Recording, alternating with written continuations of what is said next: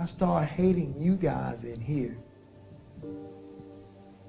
I'm going to have bigger problems than I already got. And I already got a pretty big problem. A life sentence, that's pretty big. The Lamont Armstrong case was a case where a woman in Greensboro was killed in a home invasion in the late 1980s. She was strangled and stabbed, I believe, twice in the chest. And our client was convicted of the murder in the mid-90s, based solely on the testimony of one man, Charles Blackwell. Was I not the most honest and truthfulest person in that courtroom during my trial? I've never had any infractions.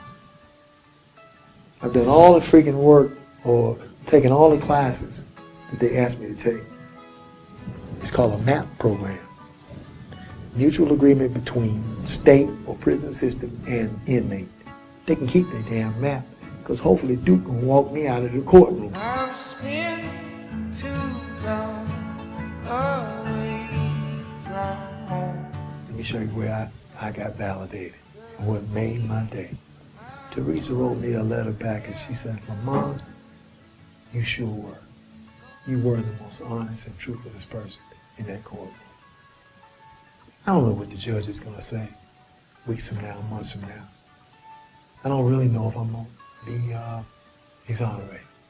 But I know this. For a woman of her stature to write me back and just tell me what she had seen and what she had found and be convinced that, yes, you are the most truthfulest person that was in that courtroom, that made my day. I've been pretty cool since then. So I know if she knows it, I also know James Coleman knows it. Finally, somebody else knew what I know. I've been knowing it, you see, but no one else knows, and no one else would listen. Man, ain't this something? I've never had any visits on my birthday while in prison. So when I turned and looked, I see her coming through the sliding glass door.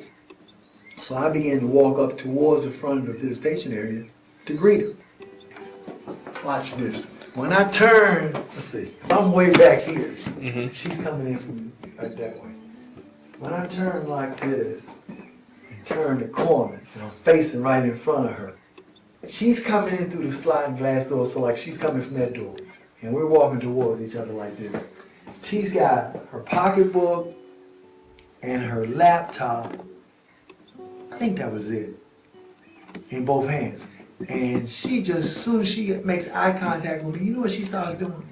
Singing Happy Birthday. And I'm standing there like this. Oh my gosh, and she's just singing, Happy birthday to you, happy birthday, Lamont. And I'm like, oh my gracious. I said, you are too much. And I just kept saying, I said, you are too much, you're too much. She sung about 4 verses. I'm looking at her, I said, is this lady real? Let me tell you how the rest of that visit went. She says, oh, I bought you a present too.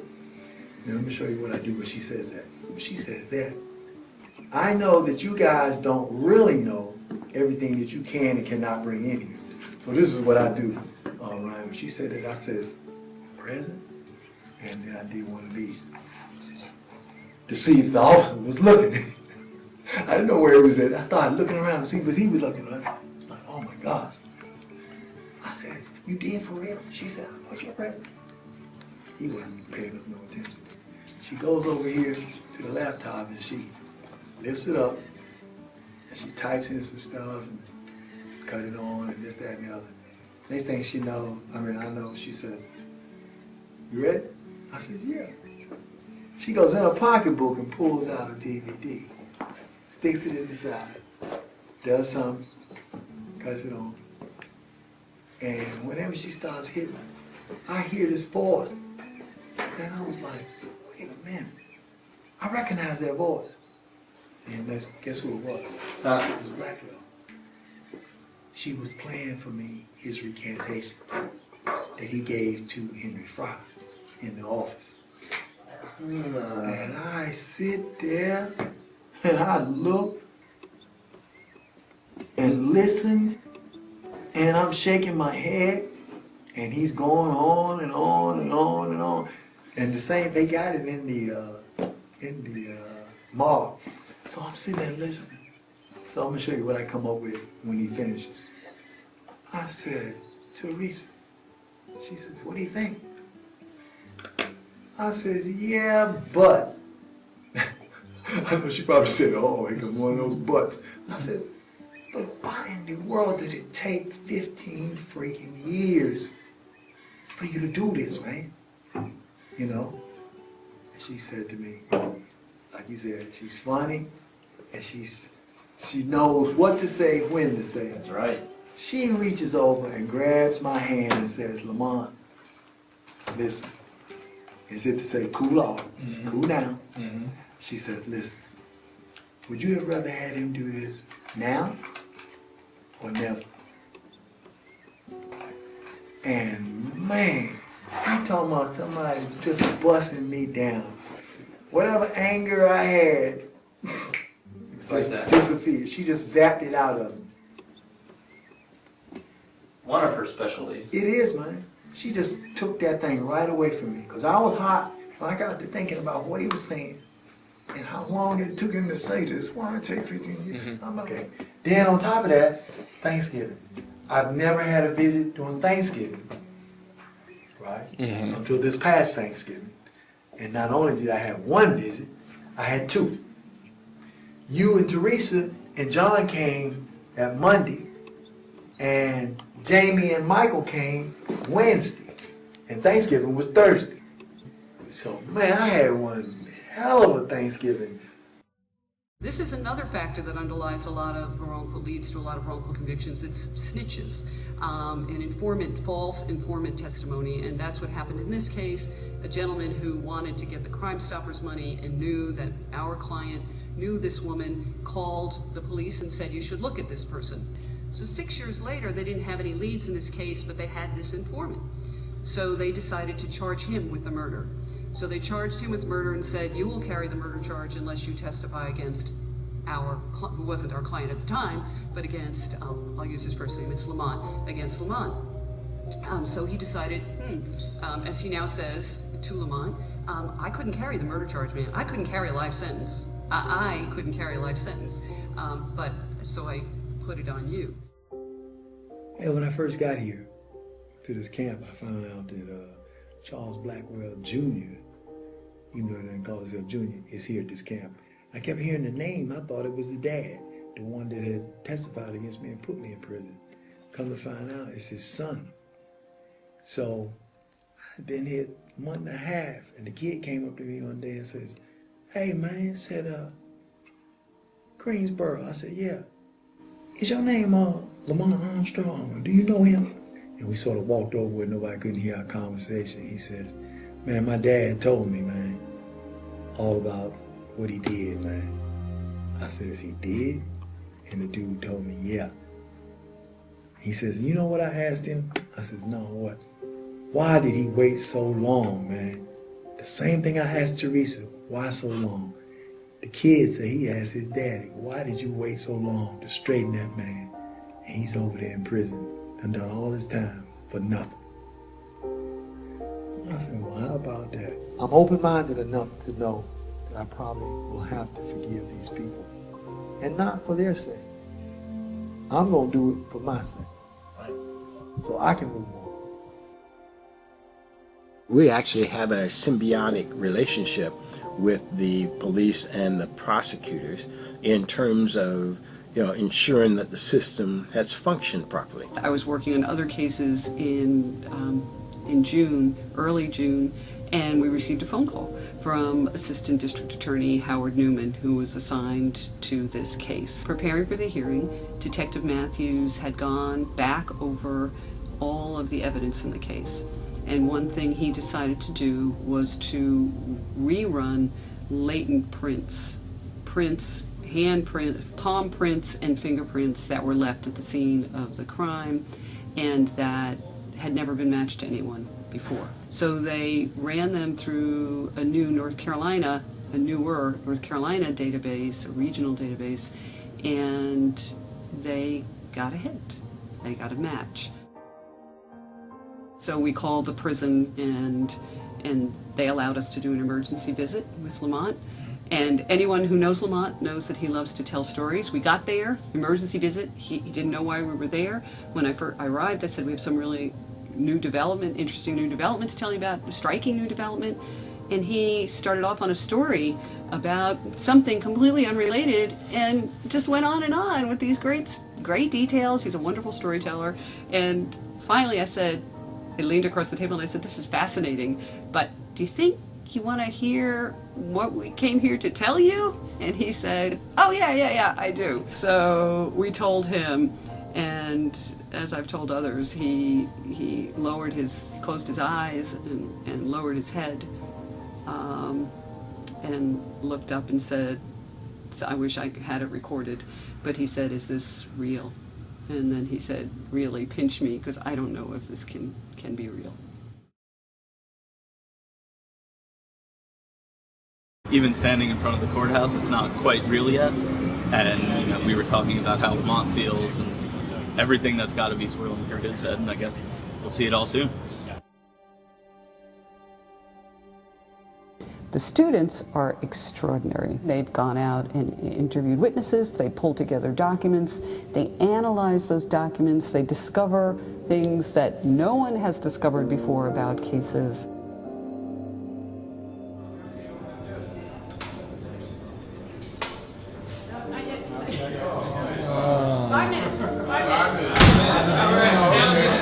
Have the big guns go in there. Yes, What's that? Right here. Okay, let's hold that. Give me a film. Here.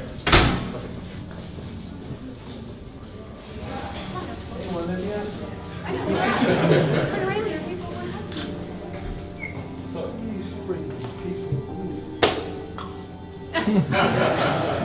Put your out. Come on. Ran me in here, now they don't want to let me out. So, what you think now? Huh? Can't believe it. No, that's right. If we'd known you were called Shorty, we would have expected her. Pinch you. Is it real? That's what I told them to do. Let me pinch me, see if this is real. So what are we going to do? Whatever you want. Where do you want to go? I want to get the hell out of this jail. Let's go. What is it like, getting out after all these years, knowing that you didn't do it? What's it like getting out? I'm probably the only one that really knew it, with the exception of my family. My mom and dad knew it. There are a lot of my friends that I see in this lobby. They were the ones that kept writing me for the last 18 years. They knew it too. But for years, I wrote upon deaf ears, closed eyes. And I get deterred for 2-3 days. And somehow, some way, God would give me the strength to pick it up again. I'd go right back to writing again and write. I heard inmates tell me, says, L.A., you don't do nothing but write. I'm fighting for my life. Are you not aware of this? I've seen it on the TV though. 100, 103, 100 this, 100. What it is, too. Yeah. Man, it damn sure is. Let's breathe this. 2 days ago, they let me out the fence to talk to this lady, right? LA. And I stood outside the fence and was talking to the lady. I'm good. You sure? Yeah. I was talking to the lady. When I came back in the fence, it dawned on me, you just stood outside the fence, that nobody had no gun on you, or none of this right here. Then I realized how important it was. I just did this for the first time in 18 years. See, I gotta show y'all something. Yeah. See, I don't know, you seen this, haven't you? You seen that? Oh yeah, I saw that. You saw it. Yeah, you showed it to us. They haven't seen it. Check that out. I passed that to Teresa the other day. Oh my gosh, this is Monopoly.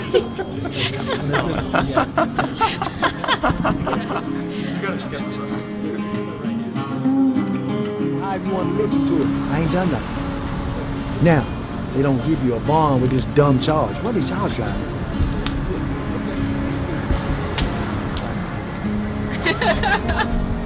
How you like that? You guys go out here, we're gonna follow you. Oh, okay. Take care, Mr. Armstrong. Thank you. Yeah. What you driving, man? You get shotgun.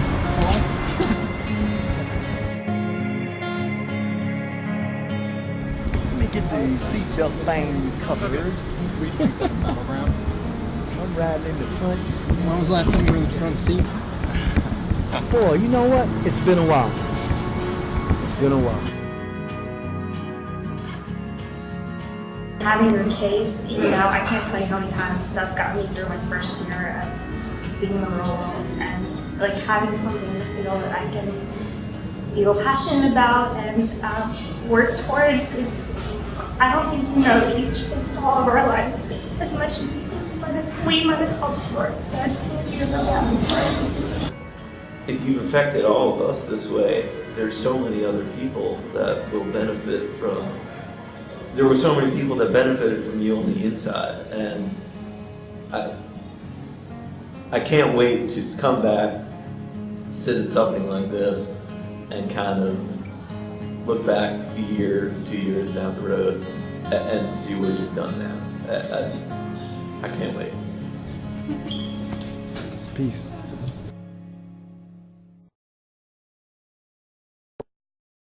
"24 years after the murder of a North Carolina A&T State University professor, the man in prison for that crime is set free. Prosecutors now believe he did not commit the crime. A judge released Lamont Armstrong from prison at a hearing this afternoon in Greensboro. Two things worked in his favor. A man who testified against him changed his story, and a palm print found at the scene also matches that of another man suspected of the crime who has since died. Well, Lamont Armstrong is a free man with a lot of catching up to do, and he spoke to us about his determination to prove he is not a killer. And spoke to us about his desire to build relationships with his children. Fox 8's Kristen Nelson joined us live now outside the courthouse. Kristen, why did the judge finally decide to set him free? Well, Julie, you know, it wasn't easy, first of all, to get the judge to hear his case, but he was determined to get his freedom back, and he did. It happened inside this courthouse with the help of some students from Duke University.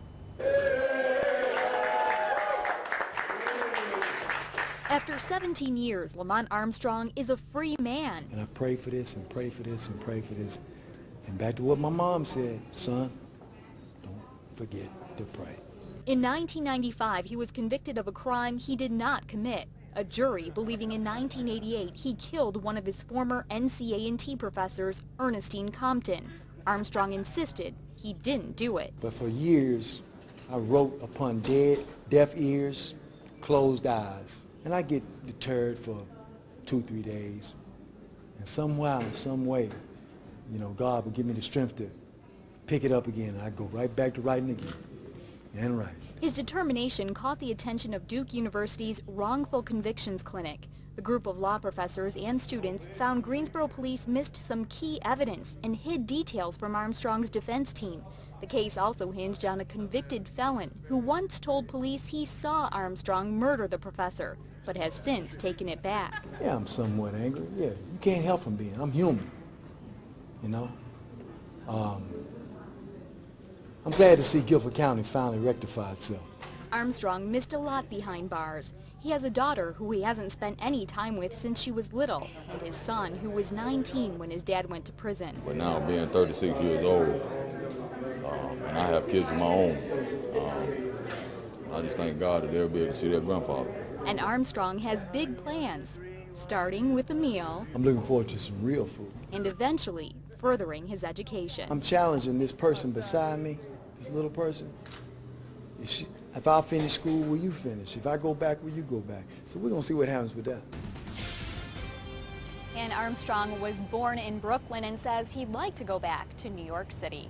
Live in Greensboro, Kristen Nelson, Fox 8 News. You're taking a deep breath. Free air. We take it for granted. What did you have for dinner tonight? Was it a choice? Well, for 17 years, one man didn't have those luxuries. I'm looking forward to some real food. And I went and did. That was Lamont Armstrong, a father, a son, a brother, and he missed 17 years of life behind bars for a crime he didn't commit. Armstrong was convicted of first-degree murder for the 1988 stabbing and strangling of Ernestine Compton. He was sentenced to life in prison in 1995. But Duke University's Wrongful Convictions Clinic and the Innocence Project worked to get Armstrong's case heard. But for years, I wrote upon deaf ears, closed eyes. And today he is a free man. Armstrong says he's ready to begin his next chapter. I considered going back to school. I have one degree, BS from North Carolina A&T, and I thought about adding a substance abuse 2-year degree with this. Well, now he has opportunities to do whatever he wants. There is a slight chance Lamont Armstrong could be retried, but the DA says that's pretty unlikely. Well, this by far not the triad's first wrongly convicted inmate. No. In 2004, the State Center on Actual Innocence helped exonerate Darrell Hunt. He was convicted in 1984 for the rape and murder of Deborah Sykes, but new DNA evidence exonerated him. 20 years later, he was released and pardoned in 2003. In 2009, Joseph Abbott was released from prison. He was convicted in 1995 for the 1991 rape of 2 sisters. He served 14 years of a life sentence before DNA evidence cleared him. Now, in most of their cases, a team of volunteers are working with the Innocence Project, and they're doing so together to find and free wrongfully convicted inmates. We've got more information on Armstrong, Hunt, Abbott, and the entire Innocence Project on BigTriad.com. Is there any anger in your heart at the state for not getting it right the first time? With the state, you know, I was sitting down also trying to figure out when did they try to imprint the first time, and why did they come up the first time? You know, I cannot, for some reason, I cannot understand that part. Do you feel like it was an honest mistake that got you in behind bars, or do you feel like it was not an honest mistake? The prints not being found was an honest mistake. The rest I choose not to comment on. A team, the Duke team, they came and they kept coming, and they finally came to believe